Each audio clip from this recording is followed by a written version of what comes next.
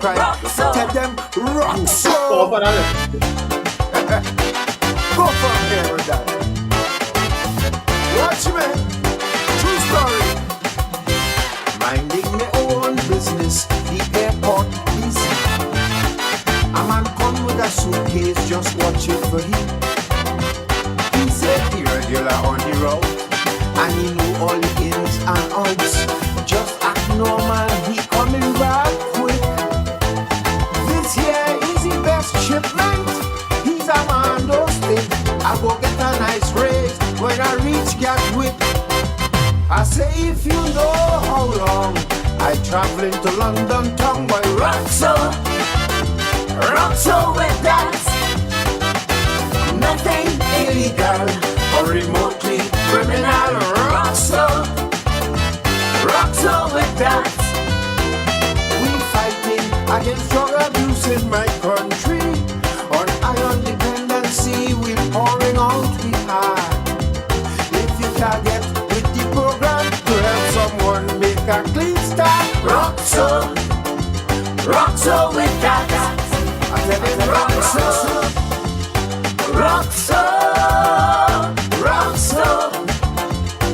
so with that. Some people real devious as far as I see. It seems like the only focus is easy money. I want come to show me a scene how we could rob ATM machines by sticking a device underneath the glass. We will see people pay number is an easy task, and take out their money and pay a mass.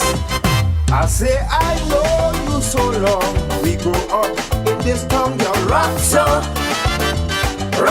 with that. Nothing illegal or remotely criminal. Rock so with that. The country done struggling with a problem. With violence and crime, we can't barely cut. So unless you have a plan to turn wrong the killing stats, rock so with that. I tell you, rock so with that. Give them jam. Yes. Rock so from here. This Sunday, on episode 17 of Ion Dependency, where every life is a biography. Some young men believe that going to prison gives them some kind of rank among their peers. Meet John.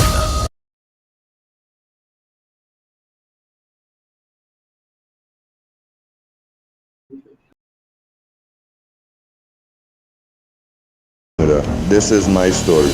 What was his upbringing like, and was it a contributing factor? Has his perspective on life changed? Get your son by the radio and tune in to Eye on Dependency this Sunday from 10 a.m. Listen live on I-95.5 FM or watch live on the Eye on Dependency Facebook page or YouTube channel. Eye on Dependency. We don't just share stories, we change lives.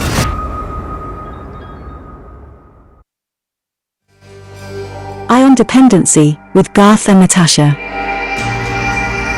Reality radio at its best, where every life is a biography. Sundays at 10 a.m. and exclusively on I-95.5 FM. And streamed live on the Ion Dependency Facebook page and YouTube channel.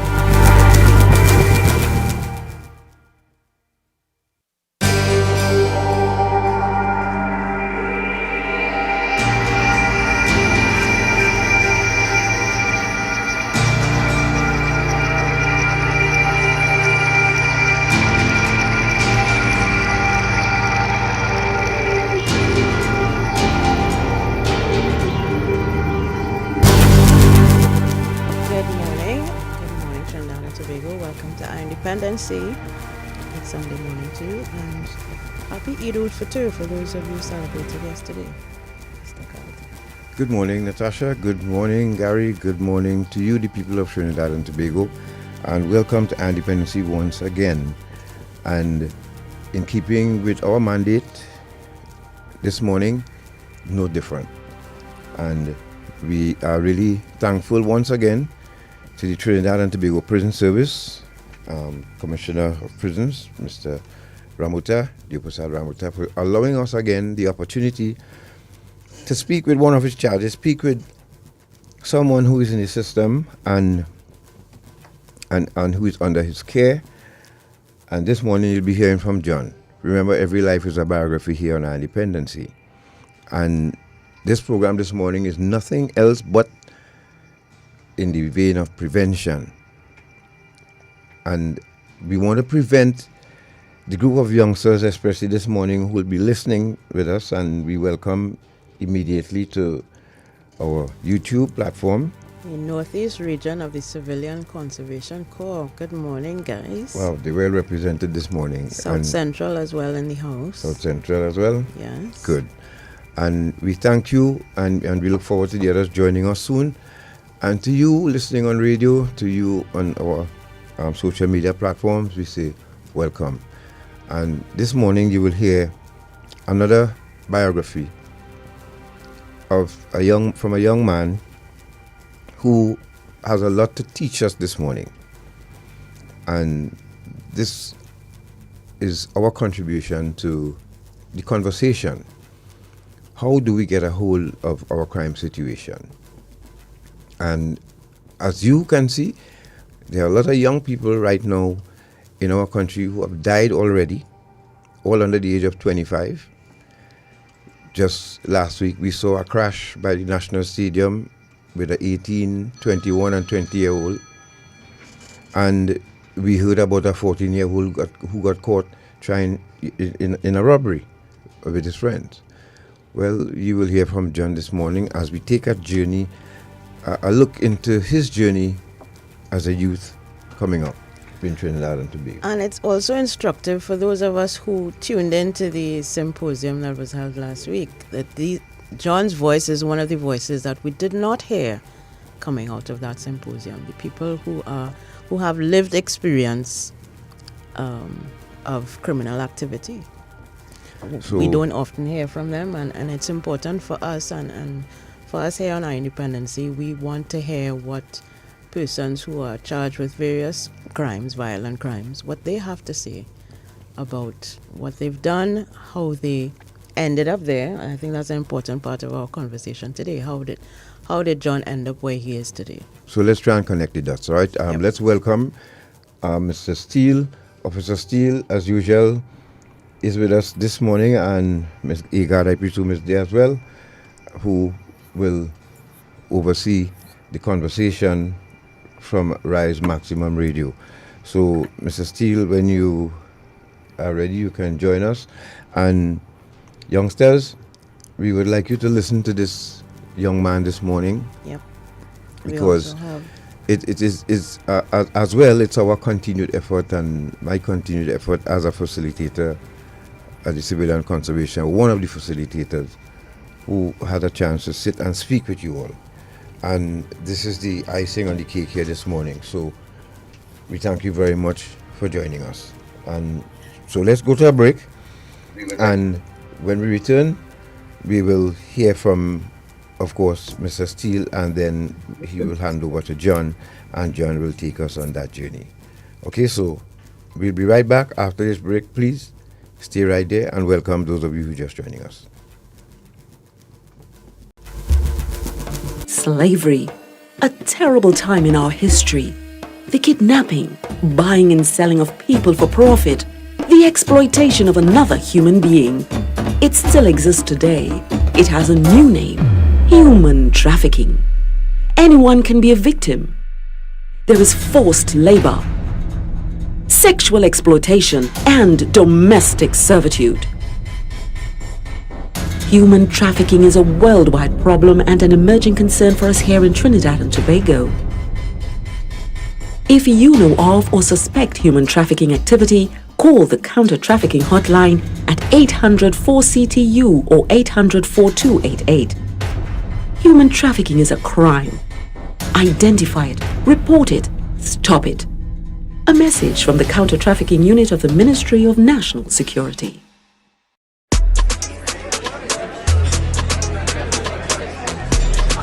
50/20, 50/25.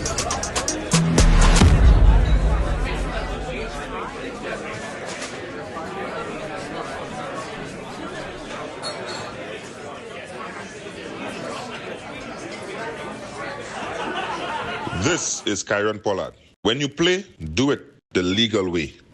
Don't bet on illegal gaming. Ion Dependency with Garth and Natasha. Reality radio, at its best, where every life is a biography. Sundays, at 10 a.m., and exclusively, on I-95.5 FM.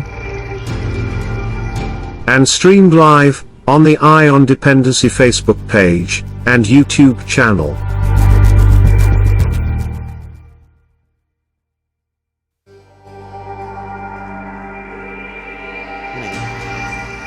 Thank you for staying with us. This is Ion Dependency, and we are waiting to hook up live with Rise Maximum Radio out at the Maximum Security Prison in Aruka, where we will be speaking with a couple of the officers assigned to RMR as well as with John. Yes, and he's currently serving time. Well, not serving time. He's on remand on a murder charge. yes, and it didn't start there for him.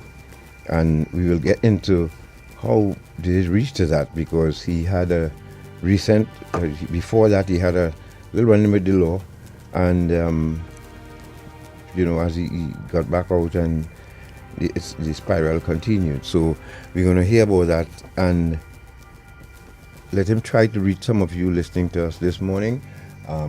We have, as I said, we welcome the trainees of the Civilian Conservation Corps, some of them who have a chance to wake up this morning and join us, and we thank you. Only seeing green hearts on the feed. So Yes. Northeast region, we have South Central region, we have Northeast take over. Yes, Northeast in full flight this morning. In full flight, yes. Welcome, folks.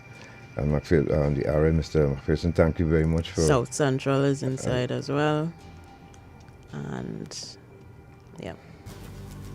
yep, Northeast as well. So Trinidad and Tobago, once again, this is an effort here to play our part and play our role in prevention and trying to prevent that, or maybe stopping that pipeline that seems to exist, especially beginning with our youth training and rehabilitation facility.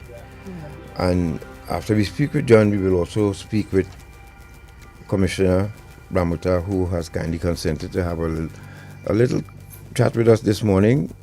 Brief chat about what he see in the system, especially with young folks like John, who would come to the system one way and then make a turnaround, and that is really important. So once Shortman could tell us what it is happening, and are we ready to cross to Rise Maximum Radio, we say good morning to you folks. Good morning. If you guys are hearing us, let us know. Even if we can't see you, we would like to hear you. Good morning to you, Mr. God Sinclair. All right. Good morning, Mr. God. Good morning. Good morning to you. Good morning to you, Natasha Nunez. It's a pleasure once again being in your company. Are you hearing us? Yes, we are hearing you loud and clear. Nice. So let me take this time to say good morning to the Commissioner of Prisons, Mr. Deopasad Ramuta, and his executives. A special good morning to the Deputy Commissioner of Prisons, Mr. Sherwin Bruce. Also to my boss, the ACOP of Public Relations, Information and Communications, Mr. David Prince. To all my fellow officers, of course, the ladies at Women's Prison, to the men at MSP, not forgetting, all that's locked onto us on Rise Maximum Radio and Ion Dependency. I am PO1 V. Agard Hector. And in studio with me, I have PO1 Otis Steele, and of course, John Smith, who will be sharing his story today. Good morning. What a wonderful introduction. Thank you very much, Indeed. Ms. Agard. And we too as well extend our best wishes to the executive of the Trinidad and Tobago Prison Service, and Mr. Bruce, and Mr. Prince, and Mr. Prince. My schoolmate. Thank you very much for facilitating as well as lending your ideas and everything else to this initiative. We're going to be spending a few Sundays with RMR, which is really good for us and I say us, the people of Trinidad and Tobago, because come Mother's Day we'll be doing a program called Mothers Behind Bars, and where you will hear from mothers who will reach out to other mothers out here, and you will understand what it's like from them to spend a Mother's Day or Mother's Day, more than one Mother's Day in prison away from your children. Another tearjerker session in progress. Yes. So, so prepare yourself for that. Yes. So without further ado, do we have Mr. John on the line? Yes. Good morning. Good morning. John, thank you very much, sir, for allowing us this opportunity to speak with you. So let's get right into it. And we have lots of youngsters listening to you this morning, so it's your turn to reach them, right? We providing the platform for you to do so. So let's start by telling us, where were you born and where did you grow up? Well, I was born down Diego Martin, and from there, from a young age I left there and I went to Maloney to live. And at what age? Well, from young, because I live in Maloney from a young age, like maybe first year, second, from young, really young. Right. And was it a decision by your parents? Did they have to move, or was just a location change? Right. So my mother and father was separated. So I guess that is what really made the move. I went to Maloney to live with my mother. Okay. And when my father was living in Port of Spain at the time. So when they get separated, she moved to Maloney, and I went with her. And did you have siblings who went with you? Yes, yes. I have an older brother. I and him went up Maloney to live with her. Okay. He has a different father, but two of us was with our mother. And that relationship growing up home, what was it like with your mom and dad? You didn't remember anything because you said you moved when you were very young. Right. So I can't remember my mother and father being together. I saw how young they moved now. Okay. But yeah. So what about schooling? Where did you go to school? I went to school in Port of Spain, Richmond Street Boys. After that, I passed for a junior sec, and I reached senior sec, but I never finished school. I got expelled in Form 5 for fighting with a teacher, so I never really got to do my exams or anything like that. So after all the years of schooling, I left with nothing. Now, tell us a bit about it. You were going to school when you were living with your mom, of course, right? Yes.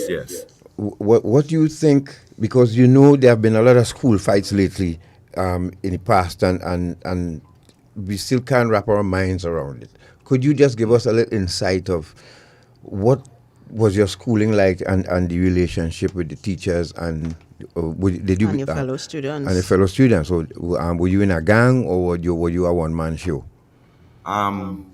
Well, back in my school days, it was a gang, It's just they did not name for it them time. It was still a gang. It was a group of fellas doing the wrong thing. So more or less, it was a gang. It just didn't name no 6 or no 7 or no Rasta or no Muslim thing, but it was a gang more or less. And go ahead. Sorry, go ahead.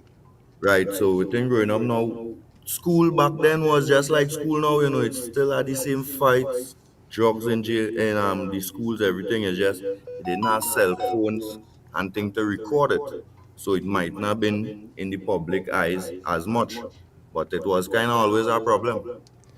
What caused the fights? Well, a whole lot of different things. Egos would have caused fight. You and your friends from a certain district, other men from another district, and one man in see eye to eye. You might hear you and this man fall out. You don't even really know what to fall out for, but as your friend. So it's kind of the rule in, growing up. Your friend in a bacchanal, you have to be in the bacchanal too. He doesn't really study what the bacchanal, whether he right or he wrong. Hmm. And you involve yourself in it. Next thing you're in a big fight in the school, you're in trouble. And when you really sit down, you really don't even know what you're in trouble for. It makes sense.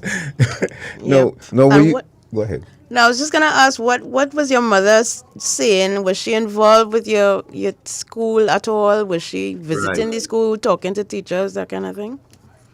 All right. So my mother is a woman was real strict. Hmm. She teach me all the right morals to say thanks, to say good morning, good evening, to be nice. She didn't grow me up to be in this life. She Right. tried hard, you know. She really tried. I take she credit for that. It's just I had more in mind, and well, I more feel was like it's really self value too now, boy.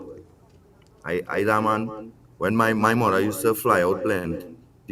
So when my mother fly out now, she used to send me to stay by my father.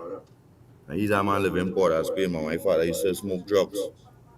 So taking care of the place and thing wasn't really his main focus. So I used to live in a kind of breakdown home.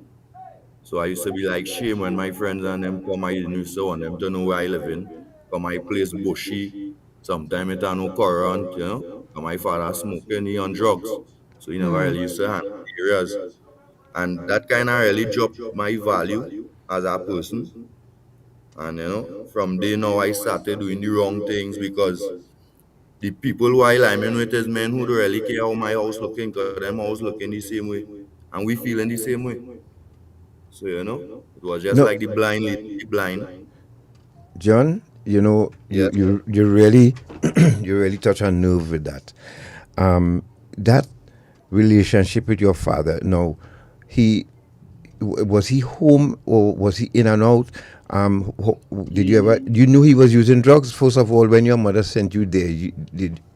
Were you all aware that he was a drug user? I wasn't aware of it at first, but I mean he was a serious smoker, so I guess everybody know. But I guess it did all boil down to she didn't have an option because she had to go America to get a living, and it didn't really have nowhere else for me to go. Hmm. So that she had to say, man, maybe she didn't want to, but at the end of the day, I'm a father, so he's the man who had to handle it, even though he didn't really used to handle it, in the sense that he used to teach me certain things. He opened me onto certain things in life with smoking and friends, but his man was really busy getting high too and doing his things. So plenty times I would have be unsupervised, so I could have really like just do what I want. Right, right. And well, done having low and already having low self-esteem and be able to do what I want, I kind of come a hero on the streets now. Because my friends them like me, because I could do what I want home by me. I could leave home for 2 days and it's not a problem. My partner say let we go, so I could go anyway. I don't have to ask nobody to go. I don't have to answer when I come back. And then well on the streets, people really teach you the right thing too. Everybody's teaching something to benefit themselves. You know. And that was kind of like part of what start me off doing the wrong thing. Do you think your father's drug use was the reason why your parents separated? It could have been, but I ain't really sure because they never really talk about that with me. Hmm. Right. Long time people didn't used to die like that big people thing, I not children thing. Yeah. Nice, Understand? nice. So Yeah. they used to hide there and hide in the dark. I hope, trainees, I hope you all paying attention, because remember what I spoke to you all about, right? Uh, and John is, I mean, we didn't plan this. What he's saying here is exactly what I said to you all when I spoke to you all recently. It's only Central, I'll be with you all on Tuesday, please God, but all the other regions, you can follow. Now, John, Yeah. I wanted to go back a little bit to the school environment. So basically, Yeah. the bad boys in the school were just doing what they want. There was no discipline, order. Um, Yeah, we used to back in my days they used to still get licks in school, but hmm. remember when somebody come out to do the wrong thing, in we mind we going and get through. Nobody's leave with the intention we go and get catch. Right. He's leave with the intention, you go and do something and you get through and you go back home and laugh. He doesn't really think about them parts The at the thing. consequences. Right. Yeah, he doesn't think about the consequences And, until it do happen.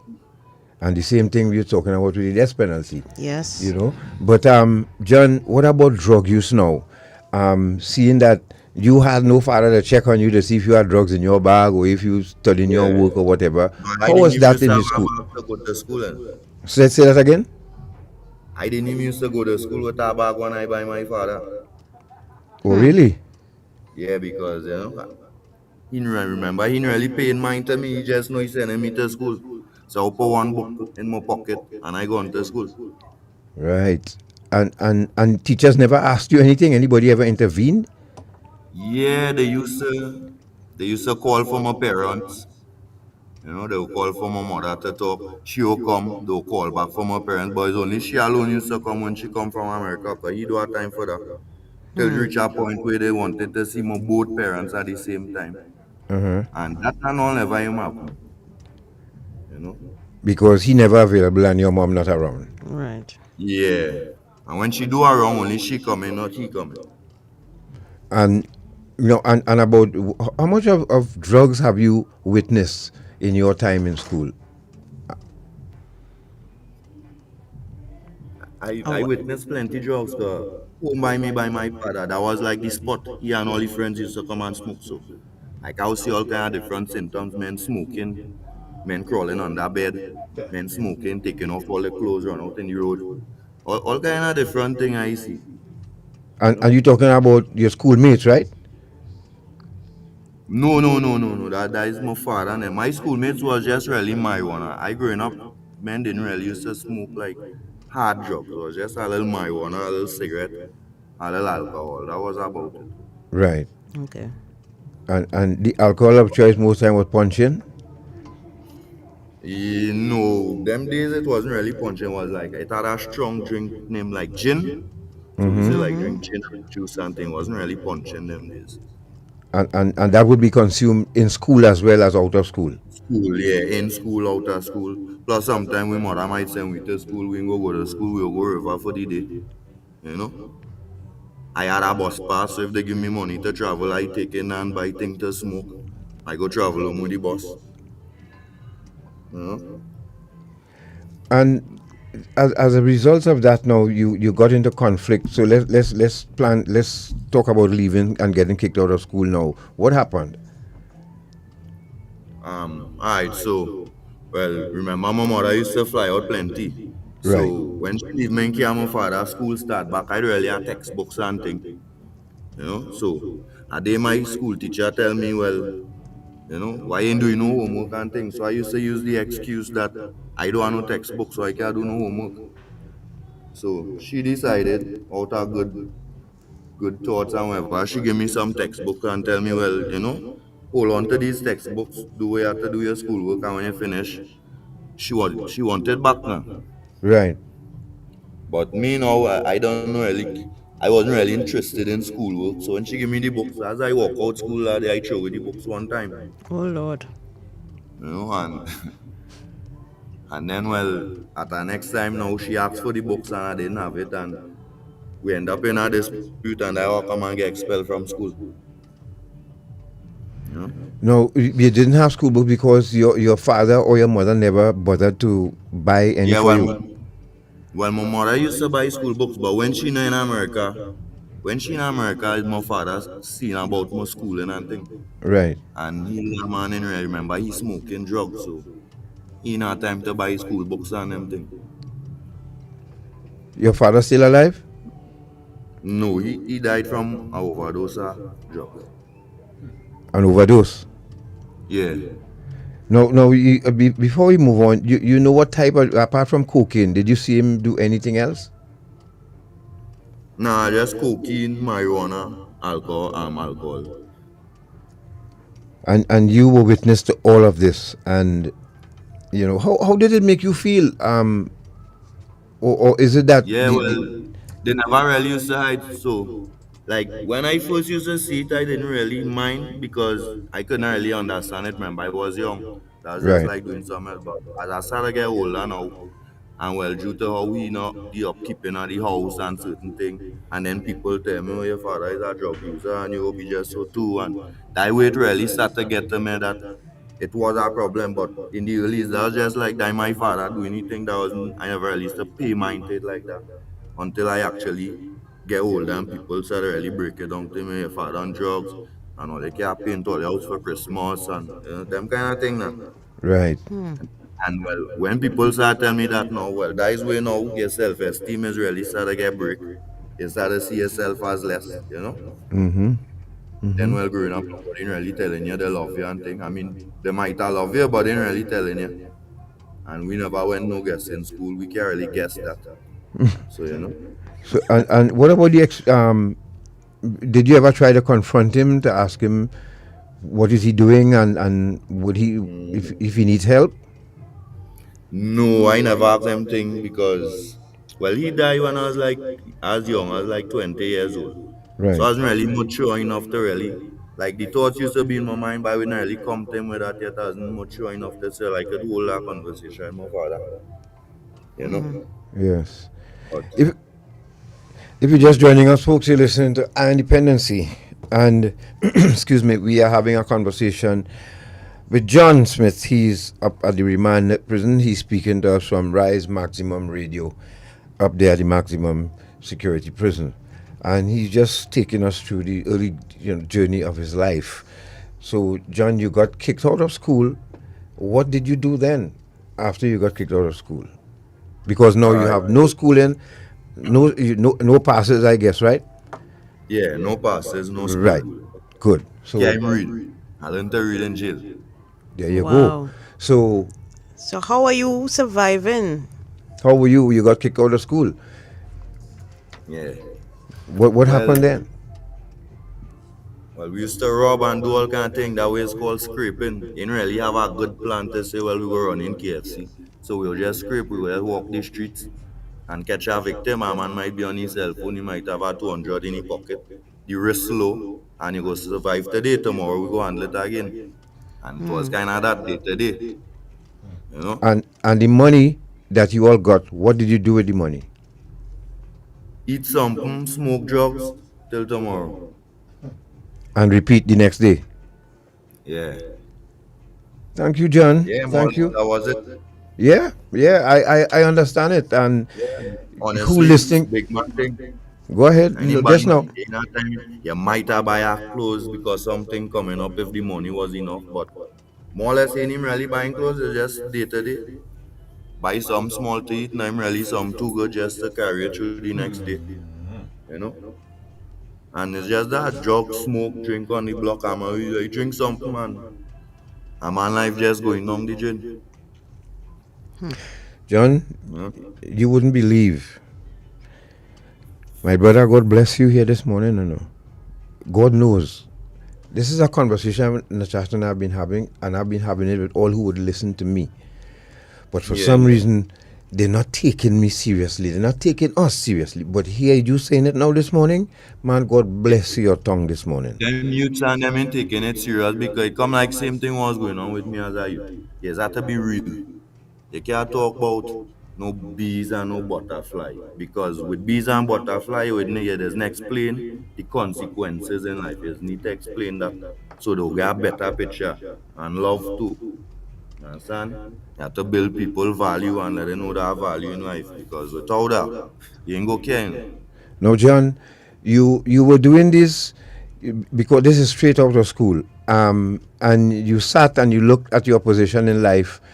And did you have It take me a while. did you have friends leaving school with you in the same position? Yeah, one or two, but due to my situation now, like when my mother around, she'll be like, "You're following friends," rah, rah, rah."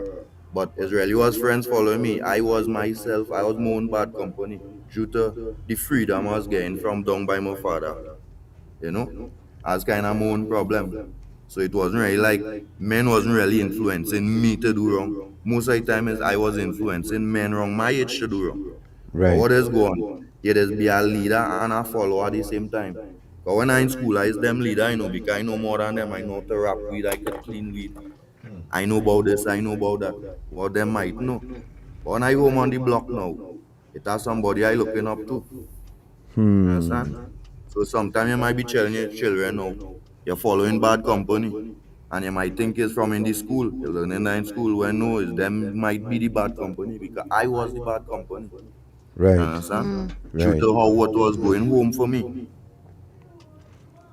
So When go ahead. No, I was gonna ask, what about the children in the school, the young people in the school who were doing well, who were excelling? Did you have any kind of relationship or interaction with them? Was there any chance Yeah. of a positive No, peer well, pressure in that sense? yeah, yes, I all kind of friends in school. You have friends who come in first in test. You have friends who come in last in test. You don't really discriminate when you're young, Right. Most get discrimination when you're young, just come off your sneakers. You have a bootleg or you have a name brand. Or one or two children who are living on your place old. But other than that, everybody's get along good. You could be the brightest boy in school as the dunces, and we still sit down as friends and eat lunch when the day comes. So, at friends' home where I grew up, used to be like, you have to change horse again. Lad, just now is big jail. You think you end up in jail. Yeah. So One of you're my not friends getting who now. Hear this question. You won't. Your father wasn't because your father using cocaine, so you don't have time to give you money to go to school. So how would you eat when you get up? How would you go to school? Would you go to school hungry? Would you eat? How did you get money to eat? Well, that is no way, You start to become a little bully in school now. Because what again wasn't sufficient. So I had to find ways and means of handling my own sin. So I used to start to become a bully now. So I bully people in school and take the thing. You take. Sometimes might be the money, the lunch. And then twice I favorite too. So, men helping me too, it and men assisting me. One or two my personal friends know my situation. So they might, bring things with me in mind. And yeah, that's why I used to survive it. I now And then, understand. Sorry, just stick a pin there and hold your thoughts. I now understand why Ms. Agard said we have to do a part two of this. Yeah. And we will. Go ahead, John. Go ahead. yeah. And then, well, I used to rail break beach too because when time to go to school, I do have my homework. I know that I like so mean, but I need to go to school. Right. So I used to break rail beach. And then, well, my parents wasn't really too educated neither. So, like, for instance, on my report card, might say, well, like I copy a time in test and comfort. And my teacher write on my report book. He didn't see that work for the term. Meaning, well, I copy now. But my mother now, she education really up. So when she read it, she didn't understand. So she was like, it's your the teacher saying you need learning your work for test time. You understand? Yeah. When she really say, I could have never come that in test because I'm not doing no work for the term. Now when all these little things go on now, it boosting my ego now, because now I feel like real bright. I could outsmart the system. So all them things play a little part too. Because it doesn't be one thing, It don't be just a drug user, father. It don't be just, you're not bright in school. It'll be all kind of little pieces that build the whole picture in the puzzle. So how did you manage? How did you manage to pass common entrance? Because you I said you don't couldn't know. read. Well, the same way we say just now, God bless me. I could have Okay. read. Remember in primary school, that level of reading is just really like nip and dick who run in the sun fun. That isn't really no big. I could not really read fluent or properly. That words I would not be able to pronounce. Right. More or And less. it's not as if you pass for your first choice or anything like Yeah. that. Yeah, I So mean, you. yeah, I had the basics. I would have had the basics because the system, the wrongdoing system didn't really hold on to me till I really started to get older, like standard three going up. As young, that kind of, my parents with that kind of have more grip onto me, so it's kind of going a good direction at the start. So more or less the basics, your alphabet, you could pronounce, break down symbols. Once you had that, you could kind of read, but never really exercise it in school. till I really come out and when I get locked up back in the days, it's only newspapers you could read, so that's why I really learned to read properly. Right. No, I mean, you are teaching us so many things here, and I hope the right people listening to you here this morning, because you are actually painting a picture for us. The picture is not done yet, but you have a large canvas, I realize, this morning. And filling in a lot of blanks, because a lot of the questions that people have when we see the reports of crime, in the newspapers and in the news, and we wonder why would somebody do this? You're filling in the blanks and the answers to all these questions. So most of the time, John, you going to school hungry then? Yep. Sometimes, and depressed and not feeling good. And nobody asking you about your home life or your father or your mother. They just seen an angry person in school. Yep. Yeah, I had one reference like we say a man get killed by gunshots. He mother on the TV crying that my child is a good child. Yes, can vex with them mothers too, because she never see crime. Some men who going out there and kill people in the night still have to sneak inside, and if the mother know the outside, they go and get licked. And people need to understand that, Correct. Plenty killers out there, men who robbing. Them mother don't know what they're doing. A man don't leave home, mommy, I go in and kill somebody, my friends, and come back. So sometimes you might be watching a woman on the TV crying, that my child, and you're like, yeah, but that was she seeing, that was she child, she breastfeed that child. She never see you with a gun in your hand. So you can't vex with she for saying that too. And people need to kind of more understand the whole picture, not just piece of the picture. You can't watch piece of the movie and tell the movie. You have to watch the movie from start to finish. You know that kind of way? Right. So you're making a plug for the parents as well. I mean, in as much as it is their responsibility to bring up their children in the right way. It's not just the parents, it's everybody's responsibility. The politician, the police, the fireman, the man passing on the road, the teacher, the person who's selling in the shop. Everybody have to play part. As a citizen of Trinidad and Tobago, more or less is what I'm saying. If you're just joining us, you're listening to Iron Dependency, and we are speaking with John at the Maximum Security Prison through Rise Maximum Radio. And I'm only seeing green hearts here. Northeast region is well represented here this morning. Youngsters, I hope you're all listening to John. Yes, we want to hear what you all have to say. What do you think about drop what you're some hearing? Of your Comments, please. What you've heard so far from John, because and any of you identifying with John here this morning, the fact that he has to go home to an unsupervised dwelling place, and no authoritative figure in his life. Father is on drugs, and he has to go to school hungry. And what he has to do in school now is bully people in school to get food or money to buy food. I listen. So John, some of these fights that we see in school is a combination of what's going on in their home, you think, and reaching to a point in school, community and how is the community playing a part in all of this? It's a whole lot of things. To start with, sometimes you might see a man say, who's your boss? Who is 6'7"? He might be a 6, he might be a 7. But you have a boss, because you always go now. The whole lifestyle, the whole genre lifestyle now might be his boss. So you might not have an individual person saying, well, that is his boss.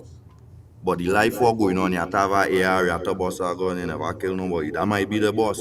You need a fancy sneakers, That is be people boss, the hype. And people have to understand that too. And remember, you can't really stop them from the hype because everybody has cell phone. So long time when you would not have certain things within your household, now everything in your household, as long as your child have a phone, he access everything. He know about beating woman, he know about killing, he know about terrorism, he know about everything. Because who does get a child a phone and put on parental control on it? And even if you do that, them brighter than you to break it. So Right. kind of talk. Right. So one question from our Facebook, from on Facebook asking, your mom knew this was going on with you. Did she make an attempt to get you out of that situation, or when she came back home, where did she stay? Yes. Well, when she come back, she would have come to the school and they would have explained, and she would be like, right, she understands, she have an idea what going on. But that might have be just shame talk. She didn't understand what going on. And she would have tried she best from she knowledge to try and solve the problem. But remember, real people really go to, they don't know school teaching good parental behaviors and certain things. Maybe she wasn't too good at that. I don't know, but you know, remember everything's still in the making, you know. Because did she at least did she at least when okay, so while she was out in America, was she sending money for you? Was she taking care of you from out there? Or that was your Yeah, father's well, job? she would have, well, when she, I mean, it had times I wasn't by my father, it had times I would be by my grandmother, she would have sent money. But if I Right. buy my father, she ain't go send money because he has where he's supposed to be the breadwinner, I buy daddy, so she not to send money, you know? But she Oh, maybe she wasn't fully aware of what going on. She might be know well she would have known he on drugs and things, but maybe she didn't know how far it had reached. yes. And when I buy he, I glad because it have no rules by she real strict. So when you go and Right. tell you when I buy that, he mean it, I rather go and do it. You understand? Correct. Okay, okay, Correct. okay. So, John, we are taking our time with this because we could Yeah. always leave the other part for part two for you to wrap up the conversation. But I want you to delve into this part of your life as a young person. You see, there were comments made that everybody you see on the street or any youngster you see right now committing crime because they want to be a criminal Yes. and they can't do better and they could do better and they don't want to do better. I don't think so. You just blow that out of the water here this morning. Nah, I Honestly, honestly don't think so. good. So stay right there. If you're just joining us, folks, you missed a lot. But we are getting the comments from the youngsters right now who are listening to us this morning. We have lots of them. We'll share them with you. When we return after this break, we are speaking to John. John is up there on remand at the maximum security prison Rise Maximum radio station, speaking with us, accompanied by Officer Steele and Agard, as usual, behind the controls and monitoring the situation from there. Later on, we will have a chat with Prisons Commissioner Deoprasad Ramuta. You're listening to Dependency. We'll be back after this break.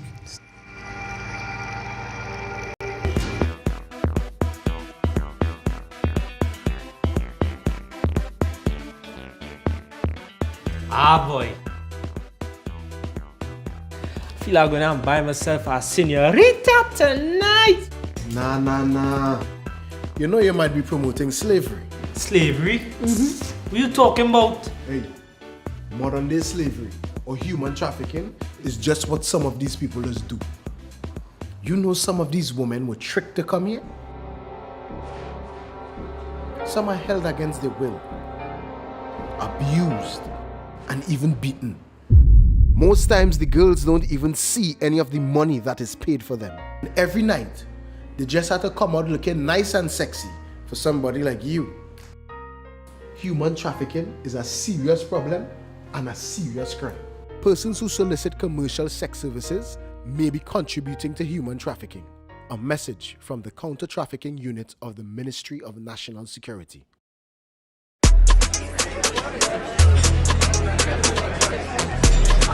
$50 by $20, $50 by $25.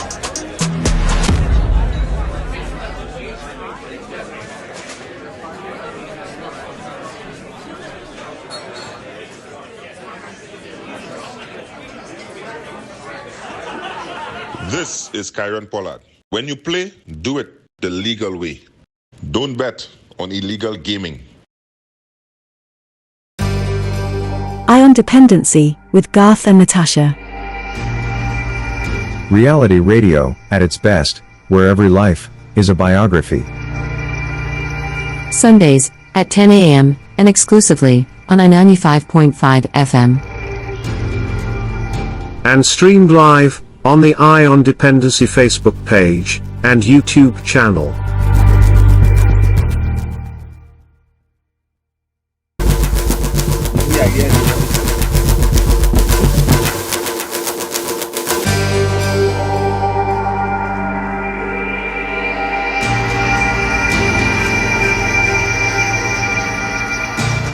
Thank you for staying with us. This is Ion Dependency, and we are having an amazing conversation. And again, off air, we are just ranting off air because we really believe that it is voices like John that we need to listen to, not the politicians, because they don't have a clue.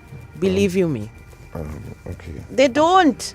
But No, they do, don't. when they say they don't have a clue They don't have about a clue about what is happening to young people like how in this country. right. So I mean, the from what John explained here, this is what you're talking about, where we should be focusing on, and yes, and the comment about the question why that we always ask, why do people commit crime? Why? That why question is being answered this morning. Okay, so let's go back to John. John, thank you once again for schooling us here this morning. You said so many things, and being a bully in school, you just explained why some people are bullies in school. Not because they want to bully people, because they don't have a choice really. Well, when I say they don't have a choice, that's the path that they decide to take, because let's face it. That's the choice that they have to make, because remember, these are children. These are children, you're talking about. So they don't have the tools to try and figure out what is the best choice to make. Correct. Right. No, John, you would wake up on a morning and see your father sometimes sprung out on himself. You have no money to go to school. How did that make you feel? No, well, that is what really kind of dropped my self-esteem as a person and had less value for myself. So if I know, it come like this, right? Everybody's get peer pressure in school. I sure you get peer pressure in school, but you a man have a good work. Mr. Steele would have get peer pressure, but he's a prison officer. I get a little peer pressure too, but I in prison. But see, that is the whole thing. Everybody get peer pressure, but it's who have value for themselves. Mr. Steele had value for himself, so when they tell him, now you go down the road and thief a car, he think about further down the road and know that he have value for himself, so he wouldn't put himself on that. We are a man now who ain't really have much going for him. Go say, yeah, let we go, because it's not like nobody care, it's not like nobody checking, Correct. Right. Well, I mean, for me, it was that peer pressure in the military, when a senior soldier offered crack to use. And, of course, I was just so impressed that a senior soldier would be paying attention to me. And plus, I ain't called me Chupidi or Jumpy. So I tried the cocaine. And is it the same thing that happens with you all, too, as youngsters? In a way, yeah, kind of in a way, most people is have bad intentions for you, we kind of do the wrong thing, that always have a good time when you're young, doing the wrong thing. Right. But at the same time, remember, practicing bad habits does end up the wrong way. If you start thieving mango when you're young, when you get older and you see someone you wait and you don't have a tree in your yard, you want to take somebody thing. So all them things just play a part too. No, your brother. You have an elder brother, right? An older brother. Yeah, I have an older brother. Right. What path did he take? Because but you did say he was from a different father, right? When my mother go to America, he wouldn't be by my father. You understand? He'll be by his father. His father is not cooking smoker. His father working TSTT. Right. So his father was looking out for him in a more meaningful way. Yeah. Did you all see each other? Did he ever check for you? Ever check for him? Who, my brother? Yes. Not really so much. I mean, we went the same junior sec, same primary school together, but other than that, we relationship wasn't as tight as other brothers' relationship would have been.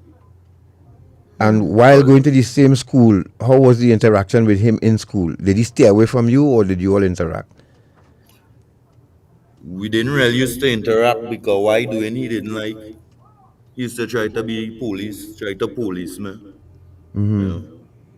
But in a bully way now, he will lash, he don't want to talk to me, he will lash me when I doing the wrong thing, so I never really used to want to listen to him either too. So you all avoided each other? He might have good intentions, but the way going about it was wrong. Remember, he's a little child too, just like me, he just a few years older than me. Right. He young too. So you and him, it's safe to say, went on two different roads. Yeah, for sure. Good. For sure. Now, before we move on from school and that growing up, is there anything you would like to add to that? No, you just come with the questions and I go answer anything all you want to know. I can tell all. Right, because You know.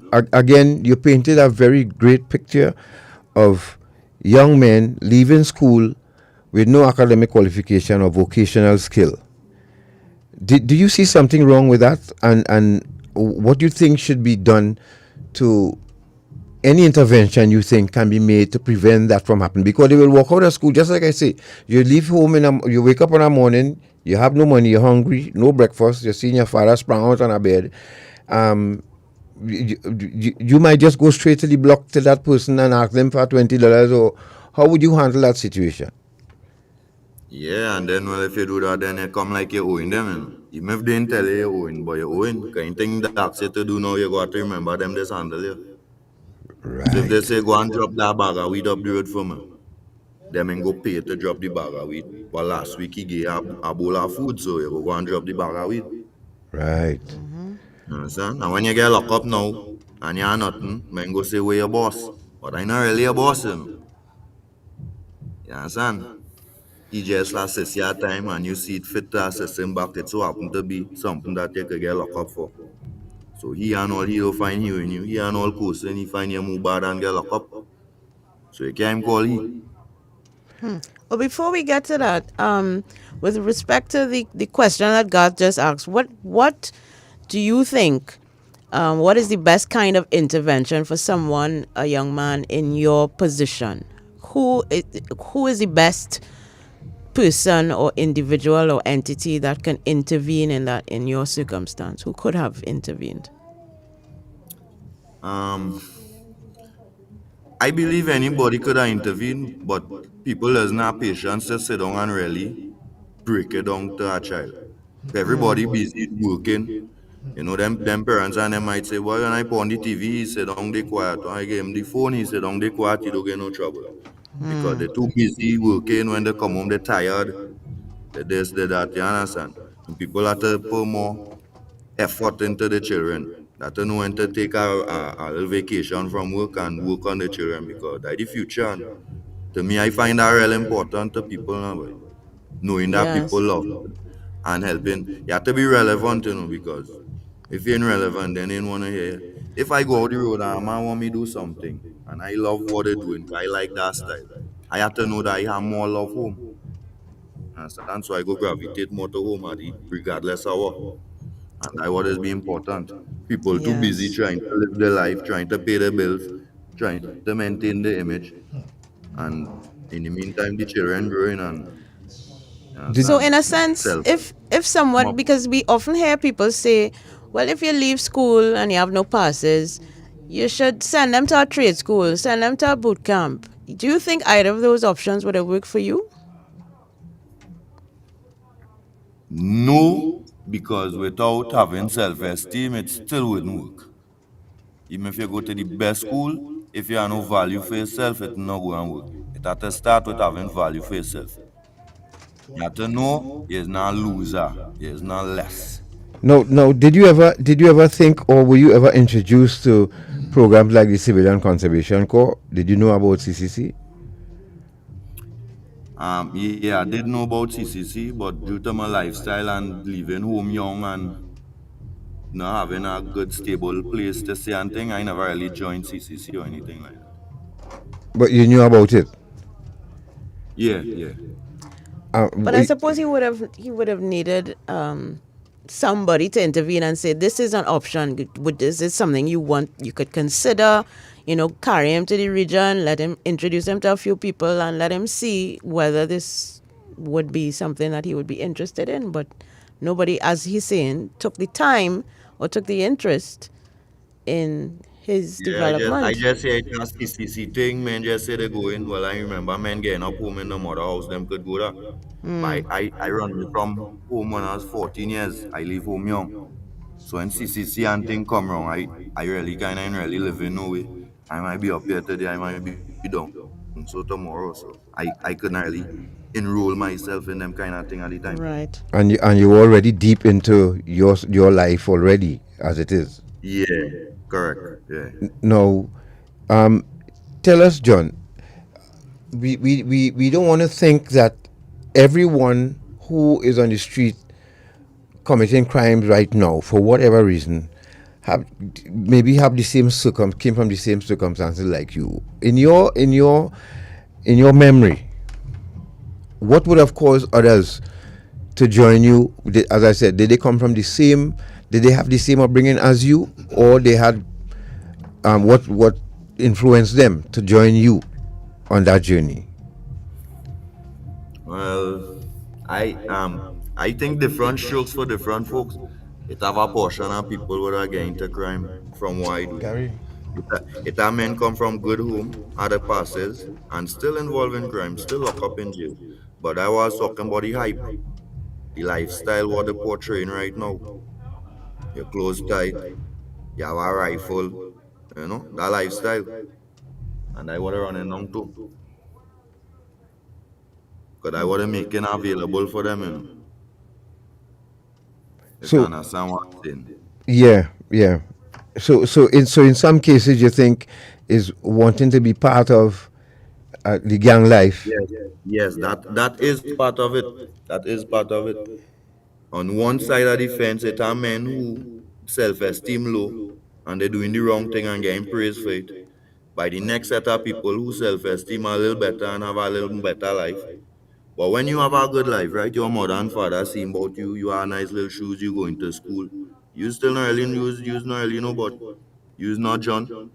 You don't go in the back and smoke and don't care what the teachers say and jump over the fence half day and go away. So I still more famous than you. So you, with your good life, wanna be me because you're young and you ain't really thinking about the situation or you go end up down the road. You just watching it now. All the Right. girls like John. You ain't doing nothing spectacular. The girls not interested in you. That kind of mind game. Men have to be strong, but you see now as a youth, your mind might be strong. So that way the parenting still come back again. So As a parent, guide your right. children and let kind of you have to at least give them an idea of the obstacles they will be facing in life. So now you dropped out of school. Father, mother, nobody's trying to find out why and trying to get you back on education. Yeah, now nobody never. They could not talk to me too. As I say, I leave home 14 years old.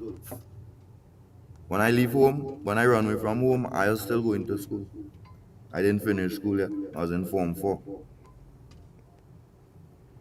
And what did you do? What did you do all that time? Well, I continue going to school, because I don't get accustomed finding my way in school without support from my family. So when Right. I run away from home, I still know how to reach the school. So Because when you that ran was back, like my feeding ground. That was the start. That was like my first feeding ground. Because when I go to school, I could bully a 2 man and eat. I would think, Right, somewhere to be. partner might bring something to smoke along that lines. and I just cannot leave the school compound because now that you say that. So when you sat in class, right? When you sat in Yeah. class, The what was days when he was in class. the days we when you were in class? because What did you do? Did you just sit there and rock back and listen to the teacher and then get up and leave? Right. So as I was saying again, everybody's had to play a part. I just drawing a reference, right? When I go to English class and ask me to read and I can't read, the teacher will ask me why doesn't just break my class like all the rest of class. You understand that kind of way? The teacher would say that to you. Yeah. Why you don't break my class like all the rest of class? We come in my class to frustrate me for. You understand? So as I just say this, is everybody's had to play their part. Yep. No, I mean, Everybody's to had be to fair, play the teacher probably wouldn't have time or energy to deal with one student who is Yeah. not paying attention. But I mean, to tell you that, well, And then I have to don't be come in my distracting class. other people. Yeah. Yep. Folks, if you're just joining us, if you're hearing that racket behind us, we apologize. I know it's kind of hard to focus on such an important topic while hearing that noise in the background, Yep. but we will try our best to ask them to contain it at least until we finish speaking with John. All right. So yes, John. Again, it's really powerful what you just said, and I hope people paying attention. Yep. So when you let's fast forward a little bit. So you've left school, you're on your own. Yeah. You are, you're just surviving basically. And there's no, you are of yourself don't really have any prospect for the future. You just think this is going to be your life. Or did you want to be something out while you were out there? Did you have Deep dreams? down inside, I always wanted to be something. I just didn't really know what it was. And I really wasn't working towards it because I didn't know it was so. It's not like I could have worked towards it. I just know that that wasn't really the life for me. But I done so deep in it now that it had nothing else I could have do. Like I remember when I used to do wrong and thing, and when I wanted to change my life around. I remember I getting a job at time. And while working, I mixing cement, and I walk to the front of the establishment. When I reach in the front, I see a carload of my friends, and I hide, cause shame. Cause them fellas know me with a gun in my hand and a shovel, And I was shame because them days I still living, I still following the hype. I wasn't thinking about what was beneficial for myself. I was studying the image now. Right. I say the image is a serious thing. No. So when you said they saw you, when they knew you, it was with a gun in your hand and not a shovel. Right. So they would look down on you because you're doing honest work? I don't know, but I was shame, so I hide it in see me. So you did make an attempt to walk away from the life by getting a job then? Yeah, I try many times, but once you have something permanent, there's always end up back, Right. So a man building a house and I get work. If the house take a year to build, well, then I just only a year. I having an idea what going on. so you would buy a gun, or you would borrow a gun to do what you have to do? Well, I went to about me personally, but some men go buy gun, some men go duck a gun, some men go find a gun. Right. Me personally, I never really buy a gun. I wasn't making that kind of money. I could not make that investment. I can't take no thousands and buy no gun, and I hungry. I mean, living no way. Right. So I saw a man gun, I go lie wrong him, and he rested down, and he turn him back, I go take it. If you don't like it and it reach further, then that will end up in jail. So And when was the first time that the police became aware of you? Or how did you come into contact with police the first time? Police know me from young. The police know me from young because, as I say, I run with 14 years old. So the police always know me. They used to be like, come up by the station with your parents. But them may know that I not living nowhere and things. So I used to say, yeah, and then just run and hide again. Right. So let's take us now to what led up to your first arrest, and how old were you when that happened? My first arrest is not too long after I run away from home at the age of 14. It's just I never reached in prison for it because the people never press charges due to my age. And I know probably they seen it and no guardian for me in the police station and whatever. So I guess they forgive man. I didn't really get charged for the crime. Right. And what was the crime? Robbery. You went in their home, or what happened? No, it was a business place. Oh, you went into a business. Business place and robbed it, yeah.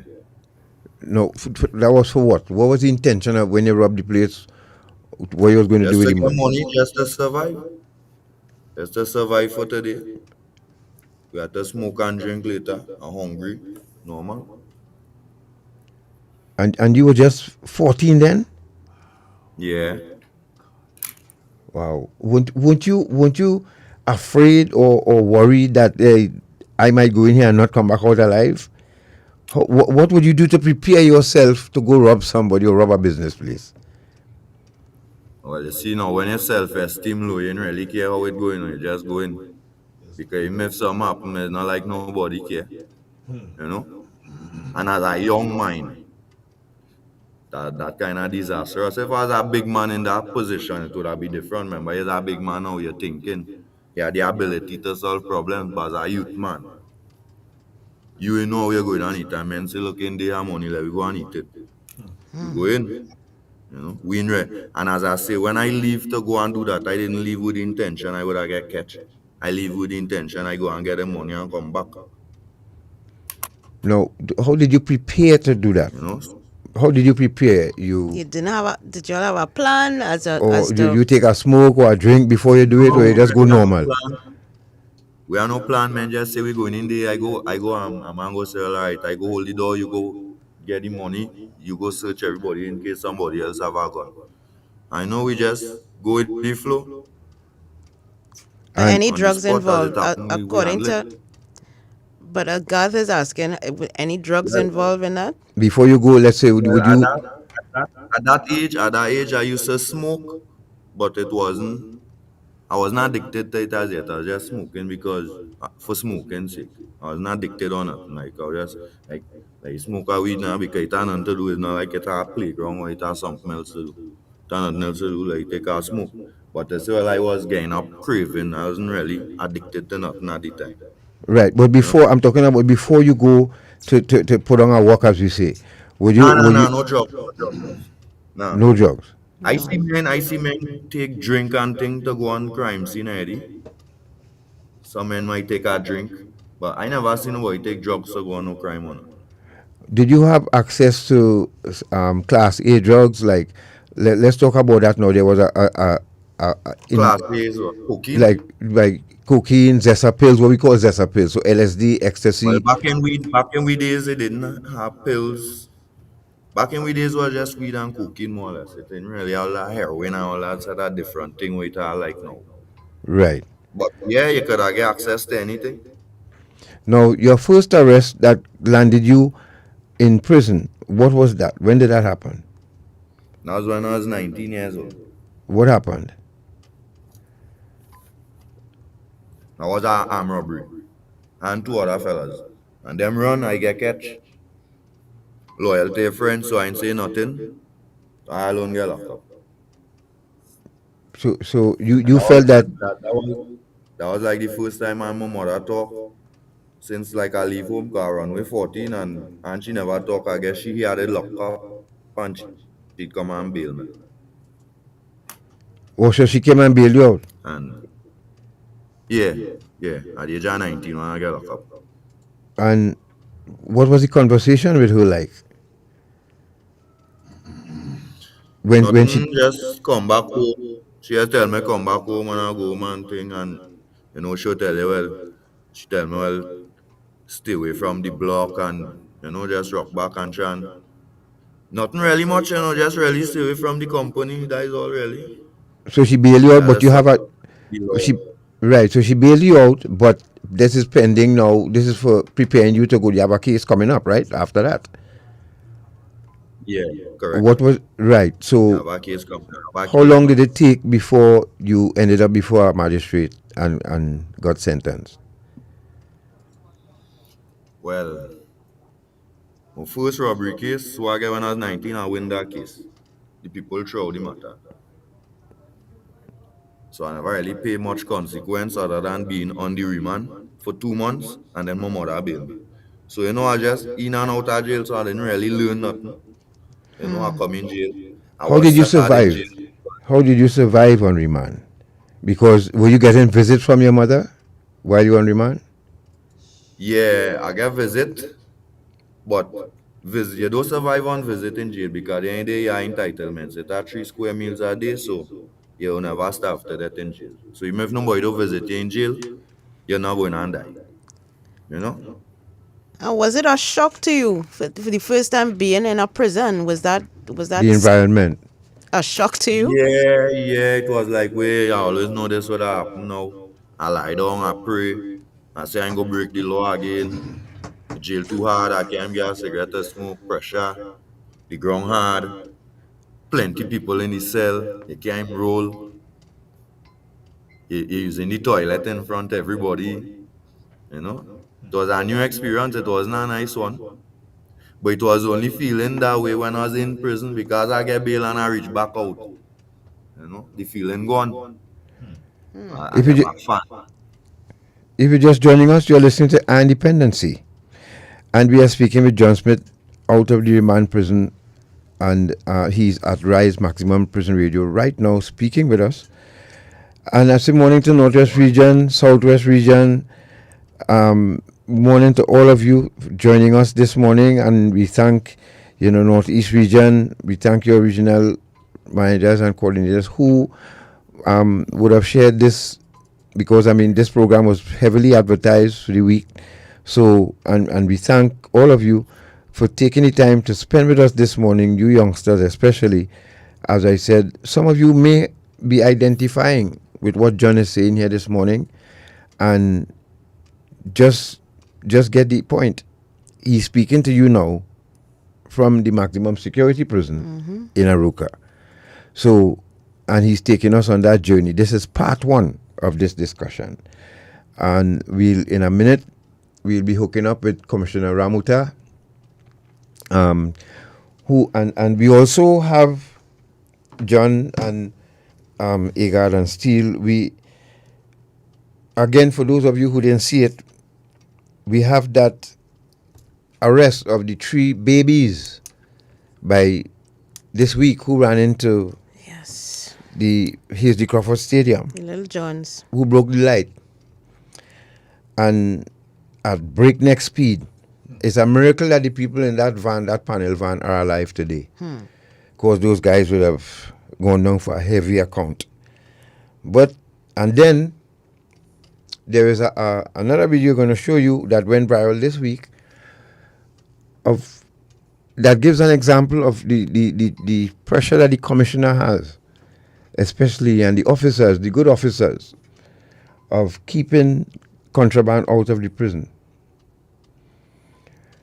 And you will see somebody breaching that. And there's a reason he's doing that. It's called addiction. John? Yes, sir.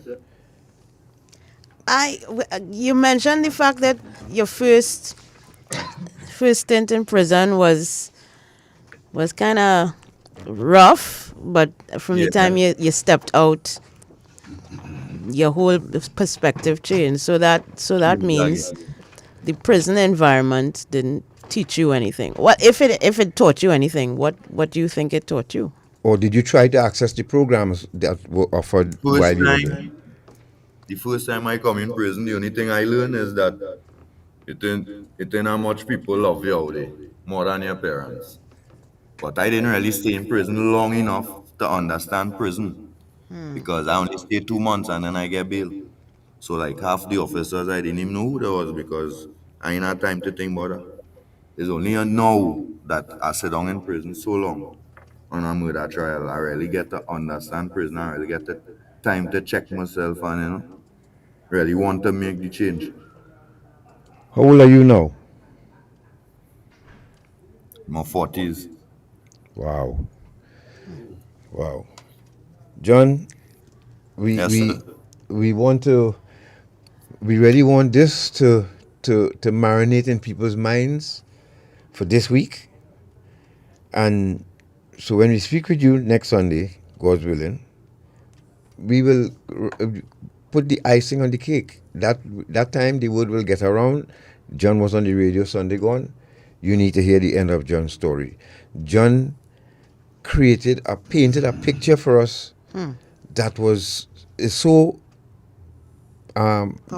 powerful, and it points to the fact that there are a number of Johns out there right now. John, do you agree with that? There are a number of Johns out there just waiting to enter prison?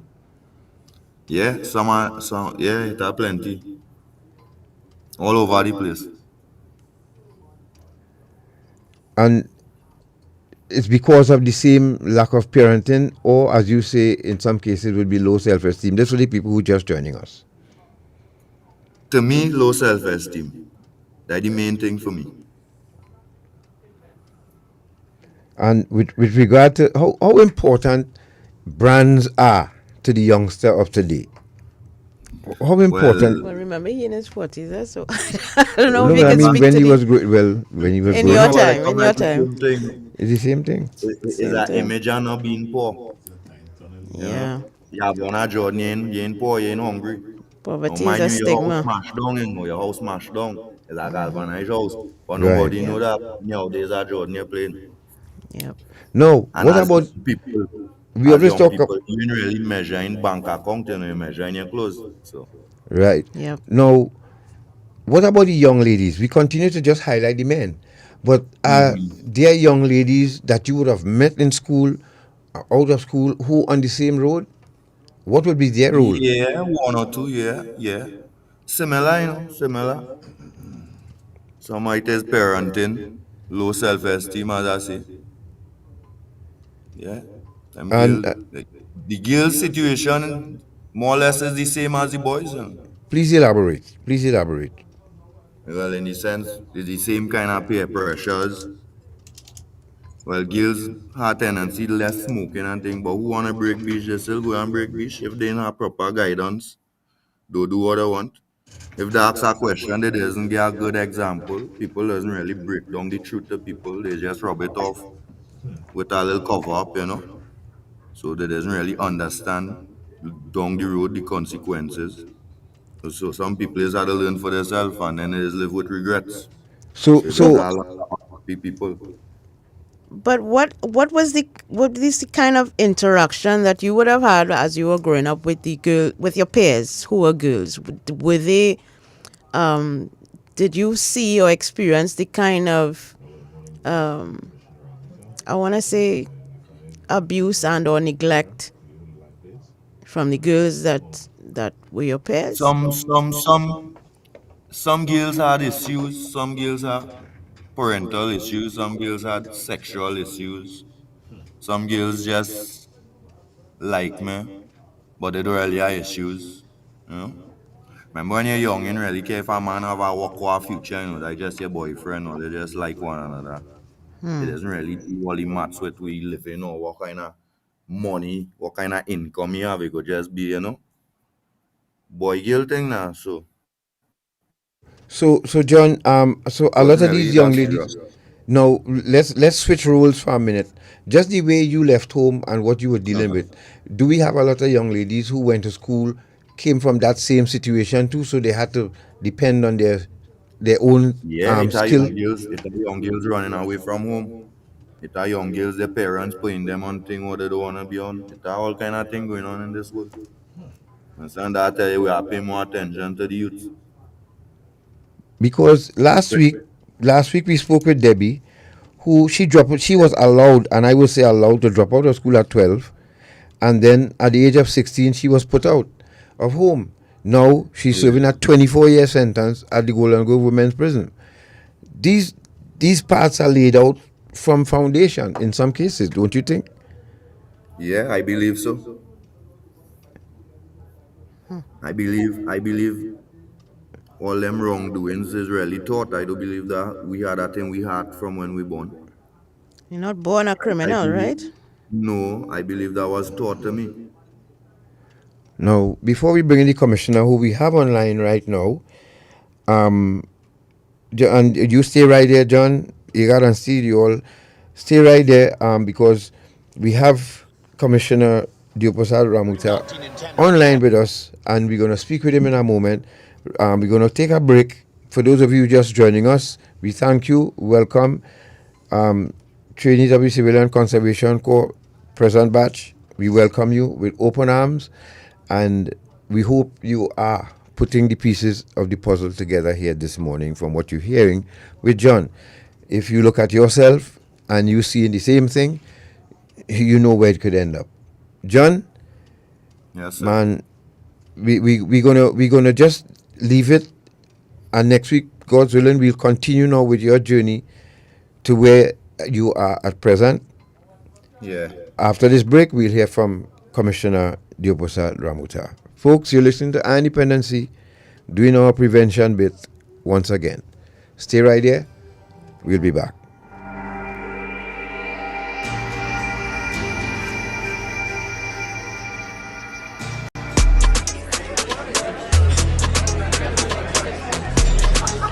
by 20, 50 by 25.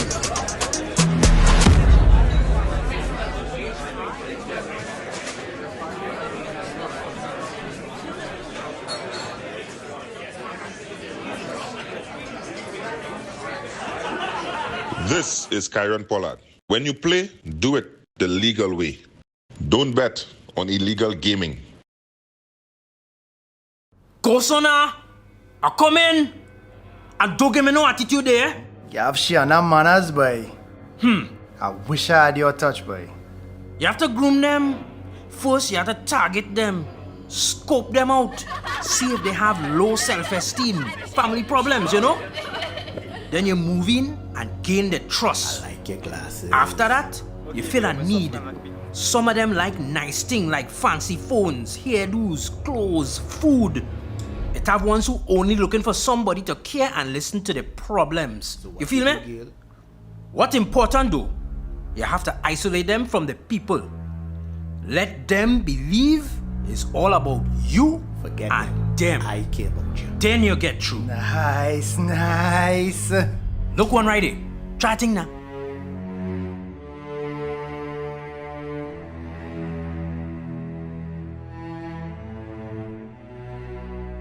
A message from the counter-trafficking unit of the Ministry of National Security.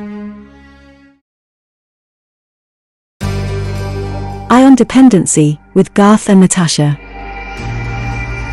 Reality radio, at its best, where every life is a biography. Sundays, at 10 a.m., and exclusively, on 95.5 FM. And streamed live on the Ion Dependency Facebook page and YouTube channel.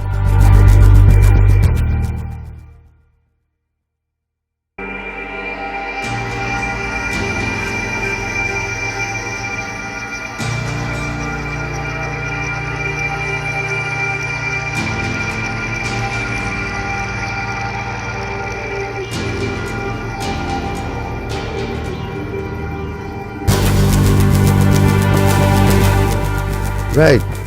Thank you for staying with us, and we say good morning to you, Commissioner. Cool. Commissioner?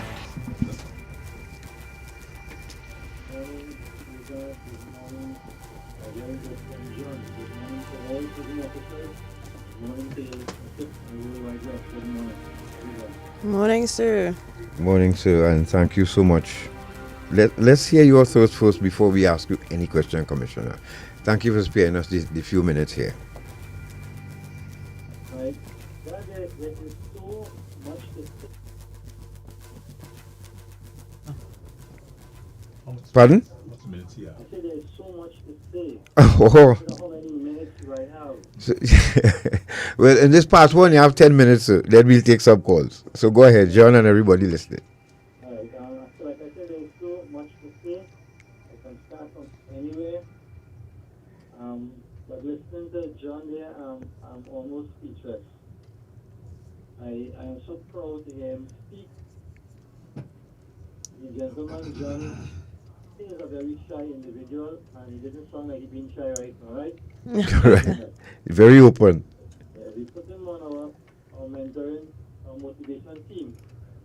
When he said he was shy to speak, he don't know where to start from what he said. So we tell him, well, just accompany the crew, and you would just observe. And when you're ready to talk, you'll tell us, and you'll allow it to speak. So we visit schools and communities where we do motivation. We talk with the parents, the teachers, ask them what are the issues they are having, and we try to speak on those topics. So I would say all this to say that John has gone to the head of the class this morning. He has so much in him. Why would John do what he did this morning? Like, John is representing many, many persons in the prison service who has gone through a journey and decided to share of themselves. In sharing of themselves, it's a personal thing. You speak about your weaknesses, your strengths, what had went wrong in you, and cause you to make that change. I think what the change agent, the issue of having John making that positive change is giving him trust. And if he is allowed to comment further, he'll let you know that he was given trust by prison officers, by those who are close to him, and that trust allowed him to develop and build himself of self-expression and using himself as a tool. He would let you know that he's also in jail. He used the word fight down because he's seen as being standing up for the right thing. And there are persons who would want to cause him to stop doing that, to remain in the gutter, so to speak.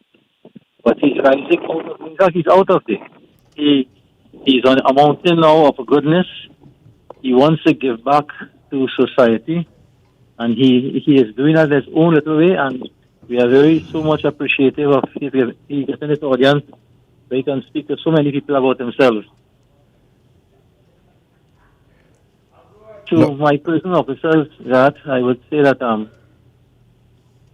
evil is a monster. And there's a little evil in all of us that we deal with on a daily basis. Temptation, vices, addiction. You may have mentioned addiction earlier on. Those are the evil or little monsters in us. Some people in society have the monsters overwhelming them. So they enter into crime and they become a problem to our society. As in the prison service, one of our main duty or mandate is rehabilitation.